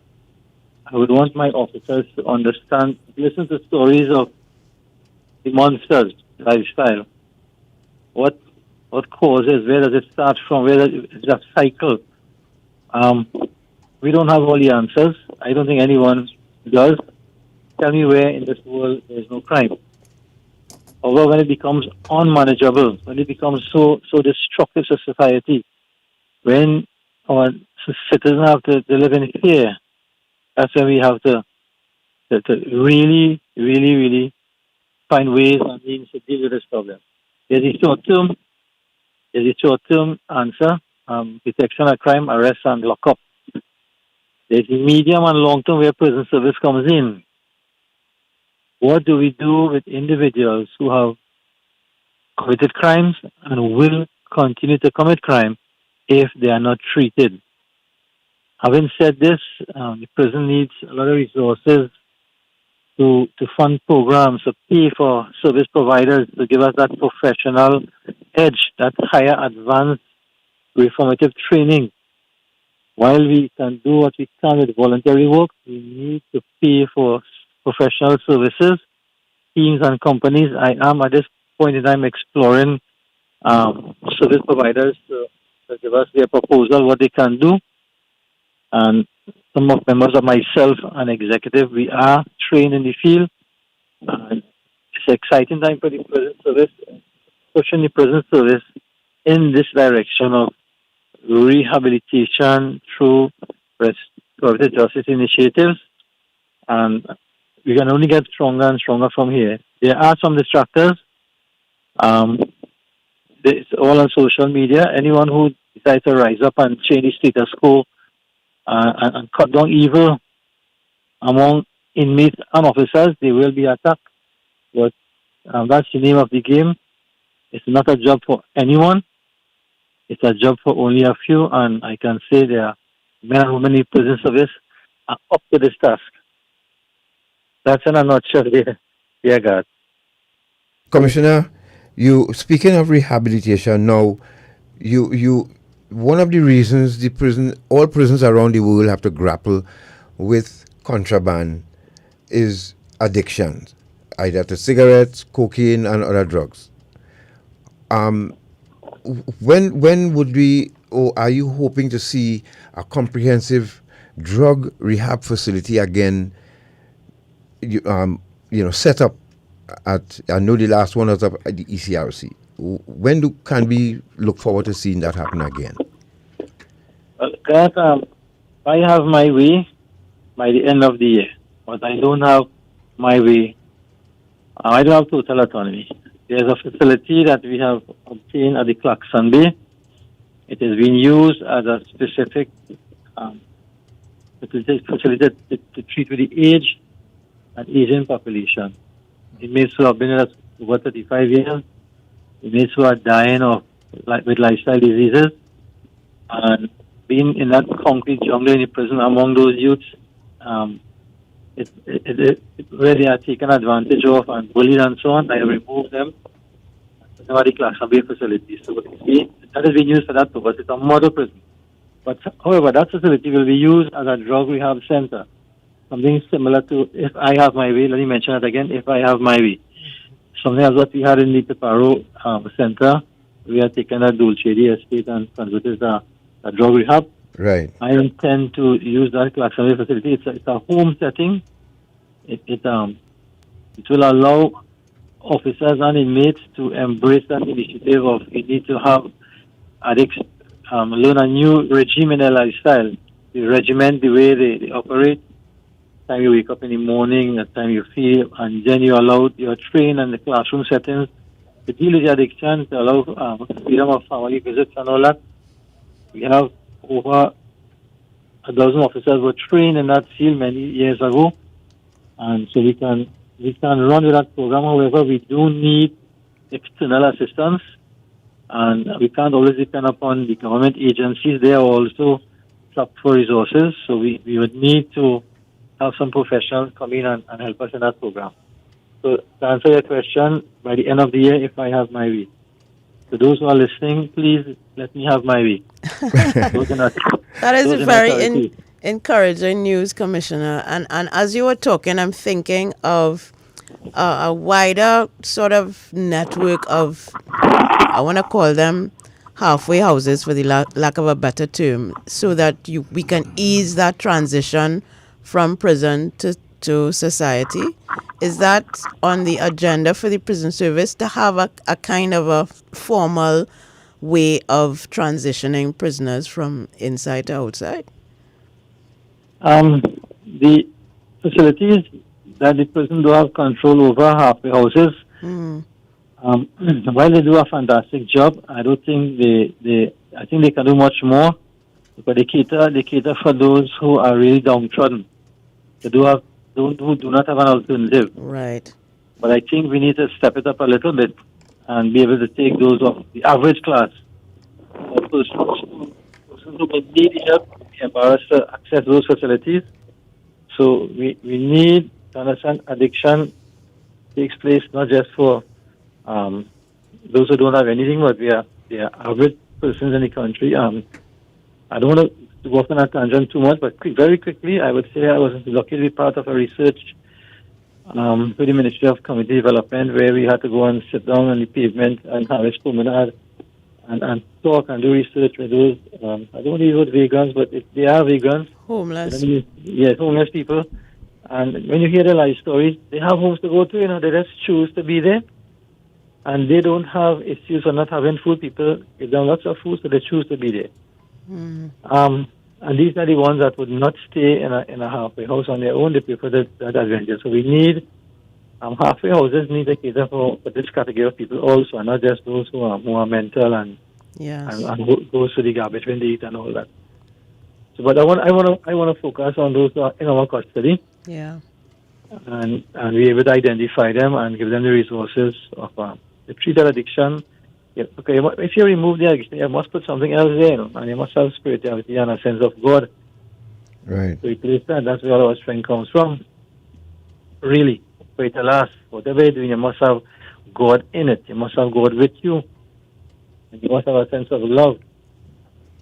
Having said love, that's one of this year I have put empowerment and motivation as part of our Watch With Me prison service.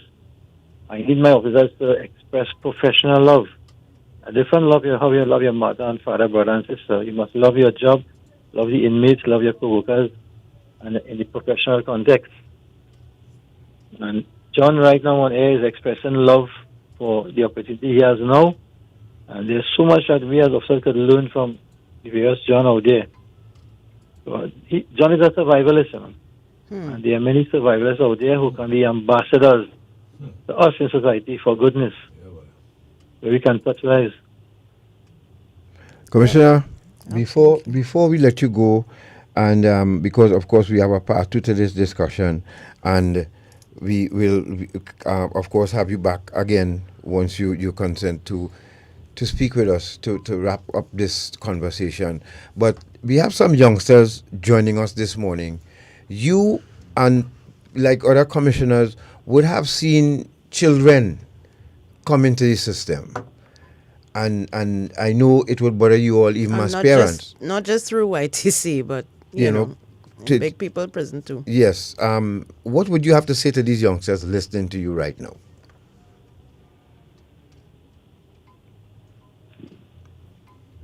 To these youngsters, I would say, gentlemen, young men, and ladies, thanks for that correction.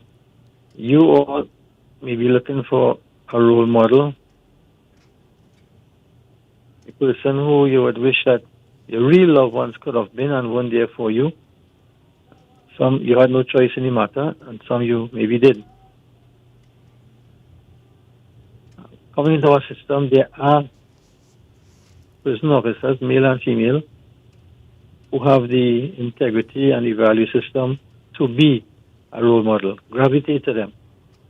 You have enough experiences in life to know who are for goodness and who are not.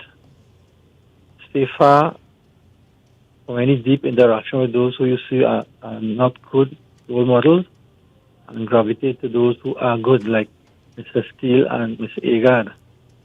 Many others in our system. Role models can help you understand yourself. You can talk to them freely. Think of it as a second chance in life. Youngsters coming to the prison is an opportunity for a second chance of getting it right. Youngsters who come into our system, this is a second chance in getting it right. Short message there, God. Natasha. Commissioner? Yep, thank you so much. Thank you so much for spending these few minutes with us, and we will be chatting with you again, and as we continue this journey in prevention. So, sure, anytime. God bless you and your executive. Keep up the great work. At least you're doing your part. Yeah, thanks much. You're welcome. Thanks again. And that was Commissioner of Prisons, Diopasad Ramuta. And John and Steele Agard, are you all still with us? Yes, sir. All right. All right. So, John, it's your turn to speak to the youngsters this morning who's listening to you. This is just part 1. You just scratched the surface. I know you would have more to say, so we will give you time now to say something to them, and then we will put the icing on the cake on part 2 of this discussion. All right, so my contribution is to, don't wait to come in prison to change, because you could do it all day. Don't give away your freedom, don't give away the good things in life to learn some more you already know kind of way, Take the time out and really think about what you're doing. Look down the road, look at the consequences, don't study the right now. And don't listen to people who don't love you. Right? Because when you come in jail, all them people who tell you what to do, you ain't going to see none of them. You go and be a parent and 1 or 2 good officers. After that, you don't know. So, my advice is try and think before you act. Do things what could make a good impact for you and the people around you. And stay away from the wrong thing. Everybody knows the right thing and the wrong thing to do it in everybody.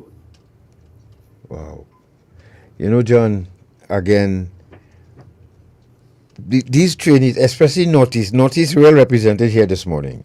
And we welcome all of you from the Conservation Corps. But, whoa, the YouTube only in green this morning. The thing is, just what you just said, a lot of things that I would have said to them, you just said it to as well. So now they know. Now they understand. We begging them, please.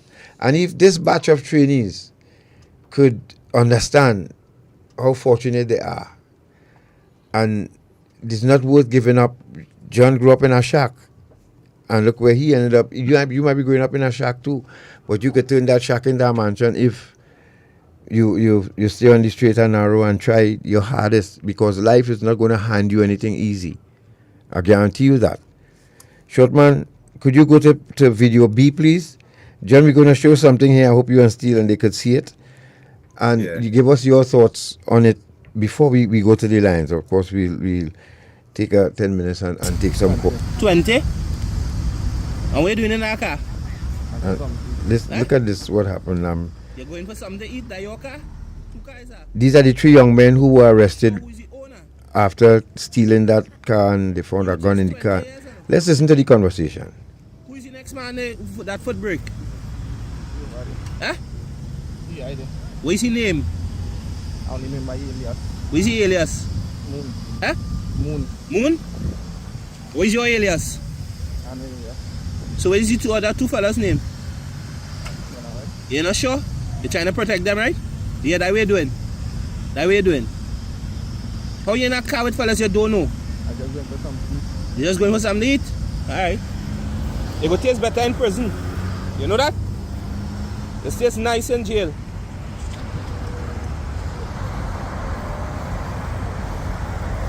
They passed me on the foreshore, on the shoulder, speeding, darting through cars. Look. 4 of them. 1 here.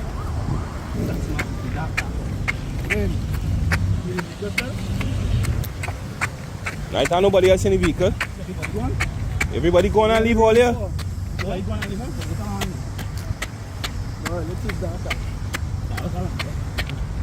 What's your name? Huh? Go.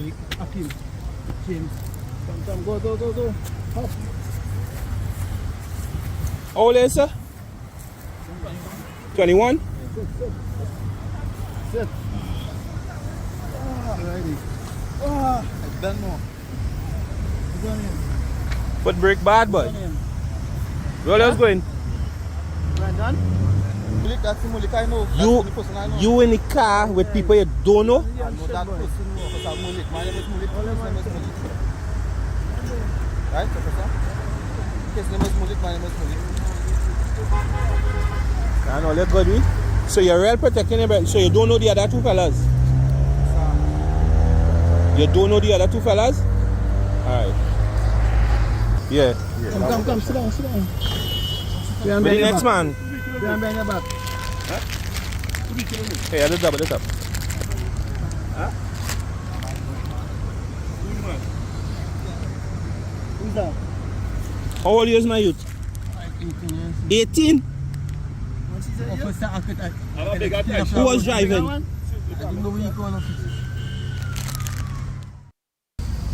20? And what are you doing in our car? Folks, so this is what happened last week. John, could you identify with this? Wanna talk because he friends and them, he can't talk on his friends and them. That would go. He protecting people who don't like him. That would go. Because that's what you did in a sense, right? Yeah, I watching and that was me. Me ain't talking. Me ain't know nobody else. So and you're selling out nobody, and you took the fall for your other people. Yeah, the first time I got locked up when I was 19 is I and 2 other men, but they hold me alone. I didn't call the other men him. Same Right.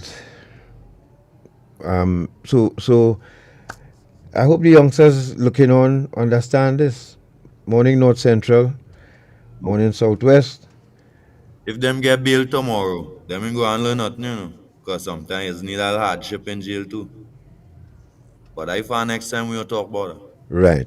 On the next, yes, we'll talk about life in prison and what takes it. Let's go to that other video quick, and then we take some calls. And this is the point I was making, folks. You will see someone, and those of you on video will describe it for you. What you just heard was the accident that happened with the stolen vehicle, and the guy is running from police. Now, and we want to say congratulations to the police, because the police was able to locate the other guy at the airport waiting Trying in to the make his departure lounge. getaway. Yeah. And we had to say, well done to the police. Good work. Excellent work with that is concerned. Now, what you're watching here, folks, what we're showing here, let me describe it for you. Someone is walking up. This is Richmond Street. Not Richmond, sorry. That's no, not Frederick. The street on the other Oxford. side. No, Oxford is a. But this is the side of the prison, and this young man is about to throw contraband over the prison wall. Right. We slowed it down a little bit so yes, you could see what he's that's the actually street between St. Vincent and Frederick. My mind drawing a blank, but you know me, my menopause brain can't remember. And so this is what has to happen. You know why he's doing this? He's risking his life. He's risking, of course, when the drugs get in there. You know why he's doing this, folks? It's because of addiction. But you don't think he getting paid to do that? He ain't doing whether he getting paid or not, the fact is he has to do it because when we lock people up, we take them off the street. Mm-hmm. They're smoking cigarettes whole day during a normal life, but we expect that when we lock them up and they're on a substance, they're supposed to automatically stop craving for that substance. Right. It don't work like that. This is what this video says. Yes. John, am I correct? Yeah, correct. That would just go here. Yeah, is it that need for, because you spoke about you as a smoker, you can get a cigarette to smoke. How did that make you feel? Frustrated, agitated. I don't hear nobody. I'm in a mood now, you know. Because back here, I get a cigarette to smoke and it's legal. Right. It's illegal in jail. That's Pembroke Street. Pembroke Street. Yes. Thanks, Miller. Yeah. So he's walking up Pembroke Street and he just pelted a package over the wall. That is for a reason. That is because there are people in there still addicted. This is why we need to get that rehabilitation going so that the people who want the help and realize that they can't go on like this, at least they will have the opportunity to get the help that they need. Right? So, but this is what's happening, folks. This guy walking up Pembroke Street, he just threw a package over the wall. And this is what... This look like early morning, so there's very little traffic, so, you know. But this what could be on a weekend too. Could have been on a weekend. A Sunday, you know. But this is what the prison has to go through. And why? Because we have addicts in prison. And that's what it is, basically. So, if other than that, you might as well build a revolving door. But he facilitated a need behind the prison walls. But this is only possible, this would only be possible in Port of Spain. You can't do this by... Well, remember they have tried with drones on most stations, you know. Listen, if it's one thing a prison will never ever be able to stop entirely is contraband and trafficking. They can't. Prisons around the world have tried. Yes. And he's bare feet, right? There's bare feet? Yes, right. He is. So prisons around the world have tried to deal with contraband, but it's difficult. It's really, really difficult to stop it entirely. And one of the suggestions I would make, cigarettes not illegal in Trinidad and Tobago, and maybe we could lift the ban on criminalizing cigarettes in prison and have designated smoking areas for prisoners, and at least, you know, it's a form of addiction, yes, but as I said, it's legal in the country. Yeah. So maybe we should start thinking about that. That way will ease up a lot of the corruption and contraband in prison as well. An officer won't get in trouble for trying to sneak in a carton of cigarettes because it's legal. So maybe we should think about that. I raised that already, Mr. Bruce, and Mr. Bruce, being the analytical mind he is, took me down a road, but I still no, he drew several scenarios, but I think we could still think about it and have designated smoking areas. You're not allowed to smoke in your cell. The officers, because ask any officer, any prison officer, especially if they're working overnight, who smoke cigarettes, if they could do a shift without smoking a cigarette. An officer will open 5 gates just to go and smoke one cigarette and open the 5 gate again and go back to his post, just so that he could get that cigarette smoke. So imagine taking somebody off the street and have them 12 years without getting a cigarette to smoke. We can't expect the officer to do it, but we want them to do it. And as you heard, John, you're agitated. Let's take some call. 6223937. You can play somebody. Right. Let's take a little bit of Nicole Dicoto and then we'll go to the lines quickly.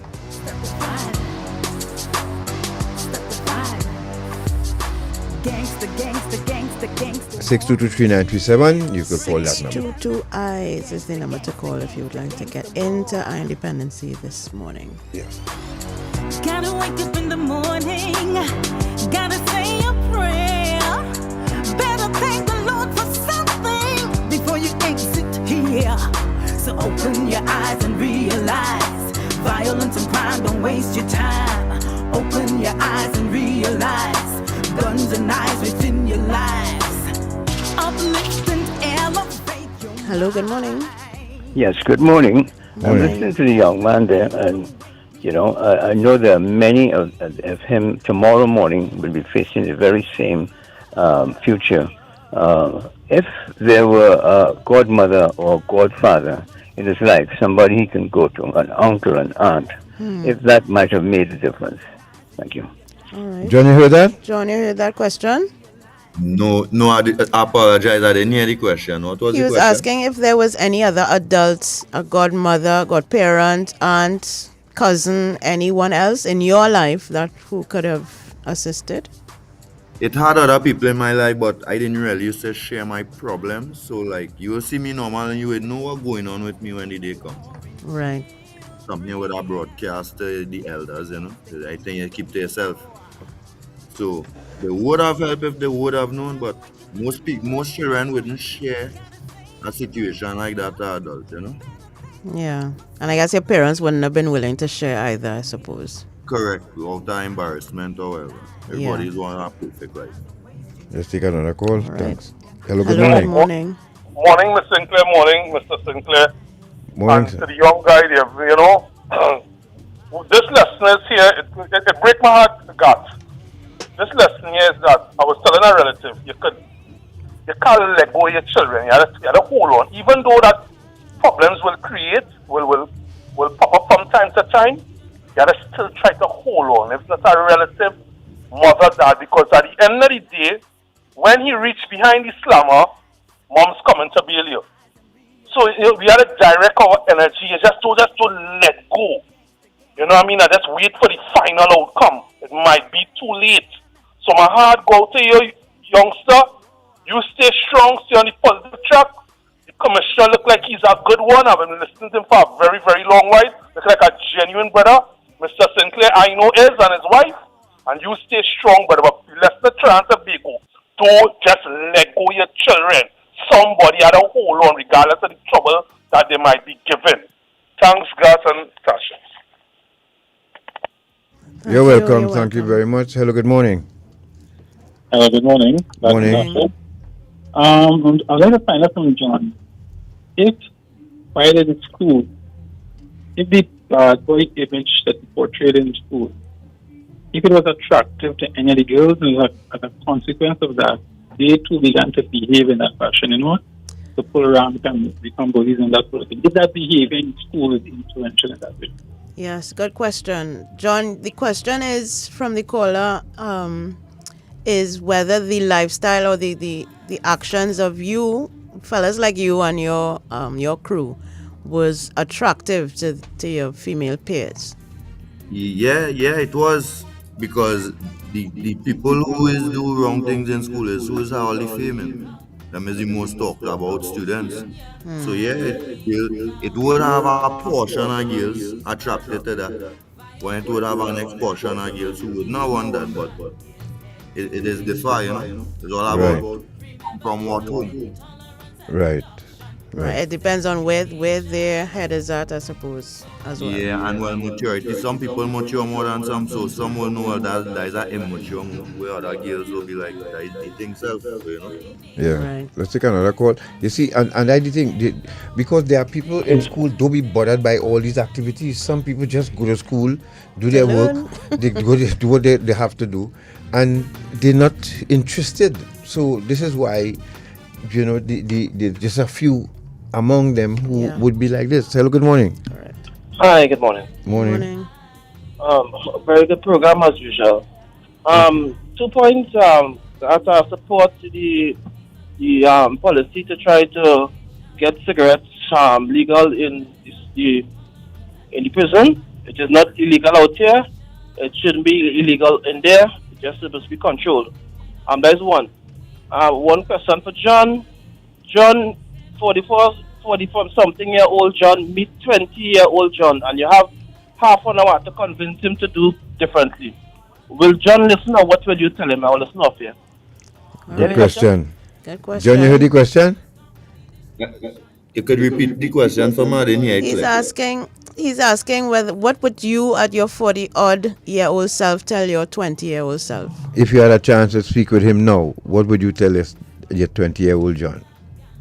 I would tell myself to have a little more value, think before I act, and do the, care for who love you. And you see, when you do a crime, right, you just think, well, like you say, I and you fall out. I think I kill you, I solve the problem. I think I hurt you. But it'd be so deeper because I hurt your family, your friends, and then my family and my friends being hurt too, because now that I'm in prison, that to go through a whole extra lengthy thing now with me. So it come like I affect everybody in every way. So that's why would I tell myself to stop and think, think a little bit down the road so that it wouldn't be a regret. Because now I live in regret, because I do the wrong thing and I have to pay for it. It's a man how they do the wrong thing and they didn't pay yet. But time coming, and I hear you. We take one more? Get out while they could. Yes. Hello, good morning. Good morning. Thanks for taking my call. That wonderful program as usual. A question for you guys. Are the people who looking to solve crime listening to this? What if they take 20% of that 5 billion national security budget and put 1 billion into programs that will reach these people like this guy here? Reach him at a point in time in his life where he will make a difference, mentorship, activities or whatever, you'll get a better result than using that 5 billion to build more jail and have more patrol, wrong in school and children fighting and all kind of foolishness like that. So if we try social programs to reach these people, we could be in better stead at the end of the day. Just take care. All right. Agreed, 100%. John, Igad, Steele, we want to thank you all very much. We have major news coming up. Let's get ready for part 2 of this discussion. John, you have been great. To the Trinidad Civilian Conservation Corps, regional managers, coordinators, everybody who joined us this morning. Thank you so much. God bless you all. Thank you so much for listening. And we hope something came out of this. Something clicked in your youngsters' head this morning. We will continue the interaction. We will continue the prevention. Thanks very much once again, Gary, Natasha. And folks, Steele and Igad. Yes, Mr. Sinclair. Right, let's wrap up. We heard about low self-esteem, morals, and values. Youths out there, we want to encourage you to do what is right. We all have choices. Let's make the right one for parents. Let's spend some more time with our children. Just saying I love you, and building that relationship can go a long way. So until next week, God's spare life. God's spare life. Steele, thank you so much, my brother. I appreciate that. Until next week, please the Lord, we'll be here and prepared, ready and waiting. John, God bless you, man. And hey, stay strong, right? Keep focused. Yeah, man. Same to you. All right. Okay. Take care, folks. All right. So that's Major it for news at 12 with Kyle Saunders. With Kyle up Saunders next. up Thank you next. very much, And folks. to the Trinidad Civilian Conservation Corps once again, you all did well this morning. You all represented well. Proud of you. Thank you so much. Central, see you on Wednesday, God willing. And remember, folks, David Rudder show is coming up. Please, Trinidad and Tobago, let's support David Rudder. We'll talk more about that next Sunday, God's willing. All right? Major news at 12 with Kyle Saunders. Broadcast